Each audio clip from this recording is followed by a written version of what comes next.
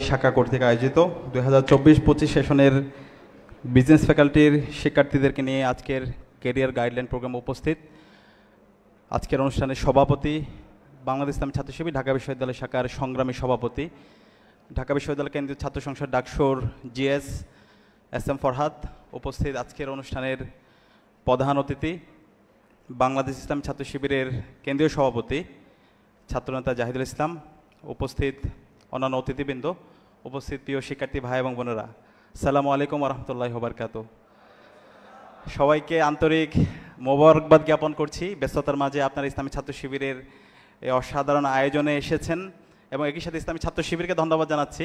প্রথম বর্ষের শিক্ষার্থী ভাই বোনদেরকে নিয়ে আজকের অনবদ্য আয়োজন করেছে, সে কারণে আমরা একসাথে আপনাদের জন্য এবং ছাত্র শিবিরের জন্য আমরা ডাকসুর পক্ষ থেকে করতালি দিচ্ছি।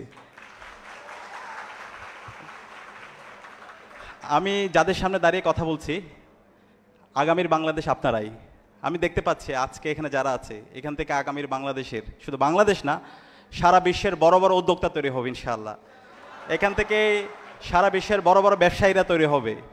এখান থেকেই আগামীর বড় বড় স্টার্ট আপ ফাউন্ডার এখান থেকে তৈরি হবে। এখান থেকে আগামীর বড় বড় বিজনেস অ্যানালিস্টরা তৈরি হবে ইনশাআল্লাহ। এখান থেকেই বড় বড় একাডেমিশিয়ানরা তৈরি হবে, গবেষকরা তৈরি হবে ইনশাআল্লাহ। তো এখন এই যে আপনি তৈরি হবেন, এই তৈরি হওয়া শুধু নিজের জন্য হলে হবে না, এই তৈরি হওয়াটার আপনার পারপাস থাকতে হবে।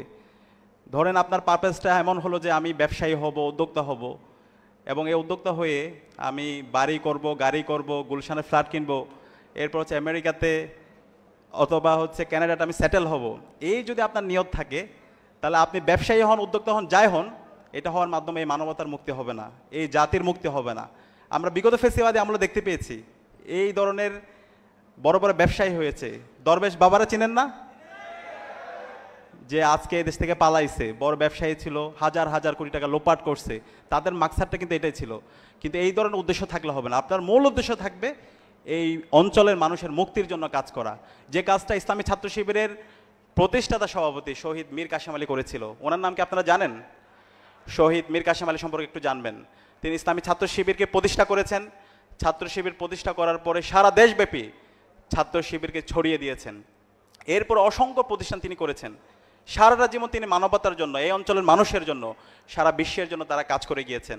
তিনি হাসপাতাল করেছেন, স্কুল করেছেন, কলেজ করেছেন, মাদ্রাসা করেছেন এবং শিক্ষা প্রতিষ্ঠান করেছেন, মিডিয়া তৈরি করেছেন। পার্বত্য অঞ্চলের যারা পাহাড়ি আছে, উপজাতি আছে, তাদের জন্য তিনি হাসপাতাল করেছেন। একই সাথে সারা বিশ্বের যারা নিপীড়িত মানুষ আছে, মজলুম আছে, তাদের জন্য কথা বলে গিয়েছেন। এবং একই সাথে দেশের স্বাধীনতা, সার্বভৌমত্ব, অখণ্ডতার জন্য, আধিপত্যবাদের বিরুদ্ধে, আগ্রাসনের বিরুদ্ধে কথা বলে গিয়েছেন। তো আমাদের মীর কাসেম আলী দরকার, আমাদের সালমান এফ রহমানের দরকার নাই।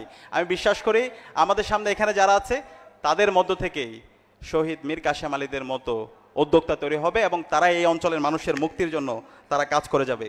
আজকে ইসলামী ছাত্র শিবির আপনাদেরকে নিয়ে আয়োজন করেছে। ইসলামী ছাত্র শিবিরকে বলা হয় মেধাবীদের সংগঠন, কিন্তু আমি বলতে চাই ইসলামী ছাত্র শিবির মজলুমদের সংগঠন। আজকের যে আয়োজন, আজকে আপনাদেরকে নিয়ে অসাধারণ যে আয়োজন করছে, এই আয়োজনটা এমনি এমনি হয় নাই। এই আয়োজন হওয়ার পিছনে অসংখ্য মানুষের স্যাক্রিফাইস আছে। আজকে বাংলাদেশের আজাদির পেছনে ইসলামী ছাত্র শিবিরের শত শত ভাইয়ের তাদের লাইফ উৎসর্গ করেছেন, শহীদ হয়েছেন, হাজার হাজার ভাই পঙ্গু হয়েছেন। আমাদের ইসলামী বিশ্ববিদ্যালয়ের এখন পর্যন্ত 2 জন ভাই, ওয়ালিউল্লাহ মুকাদ্দিস ভাই গুম অবস্থায় আছেন। আমাদের রাজশাহী বিশ্ববিদ্যালয়ের সেক্রেটারি নোমানি ভাইকে দিনে দুপুরে কুপিয়ে হত্যা করা হয়েছে। আমাদের চট্টগ্রাম বিশ্ববিদ্যালয়ে মুজাহিদ ভাইকে, সাকিব ভাইকে হত্যা করা হয়েছে ছাত্রলীগের সন্ত্রাসীরা, দিনে দুপুরে কুপিয়ে হত্যা করেছে। এভাবে বাংলাদেশের প্রতিটি ক্যাম্পাসে, আমাদের এই ঢাকা বিশ্ববিদ্যালয়ে অসংখ্য শিক্ষার্থীদেরকে শুধুমাত্র নামাজ পড়ার কারণে, ভালো কাজের দিকে শিক্ষার্থীদের আহ্বান করার কারণে তাদেরকে নির্মম নির্যাতন করা হয়েছে, নিষ্পেষণ করা হয়েছে। গত 16 বছরে বাংলাদেশে যদি একটি সংগঠন থাকে সবচেয়ে বেশি জুলুমের শিকার হয়েছে, সেটা হচ্ছে ইসলামী ছাত্র শিবির। আপনারা সম্প্রতি গুম কমিশনের রিপোর্ট দেখতে পেয়েছেন, যে গুম কমিশনের রিপোর্টে দেখানো হয়েছে একক সংগঠন হিসাবে সবচেয়ে বেশি গুমের শিকার হয়েছে সেটা হচ্ছে ইসলামী ছাত্র শিবির, 31%। এবং ইসলামী ছাত্র শিবির খুনি হাসিনা যখন অবৈধভাবে সে ক্ষমতায় আসার পরে ইসলামী ছাত্র শিবির সকল অফিসকে সারা দেশের সিলগালা করে দেয়। ইসলামী ছাত্র শিবিরের সকল নিয়মতান্ত্রিক প্রোগ্রামগুলোকে তারা জঙ্গি প্রোগ্রাম হিসাবে ট্যাগিং করে, ফ্রেমিং করে। ইসলামী ছাত্র শিবিরের কেন্দ্রীয় সভাপতি দেলাওয়ার হোসেন ভাইকে টানা 57 দিন রিমান্ডে দেয়, ইসলামী ছাত্র শিবিরের কেন্দ্রীয় সভাপতি সিরাজুল ইসলামকে, বুয়েটে আবরার ফাহাদকে যেভাবে নির্মমভাবে নির্যাতন করে ঠিক একই কায়দায় তাকে নির্যাতন করে। এবং এই আমাদের এই ঢাকা বিশ্ববিদ্যালয়ে শত শত শিক্ষার্থী আমাদের ভাইদেরকে উপর নির্মম নির্যাতন করেছিল। আমাদের রাকিব ভাই নামে একজন মহসিন হলে ইসলামী ছাত্র শিবিরের দায়িত্বশীল ছিল, তাকে সারা রাত ধরে নির্যাতন করেছে।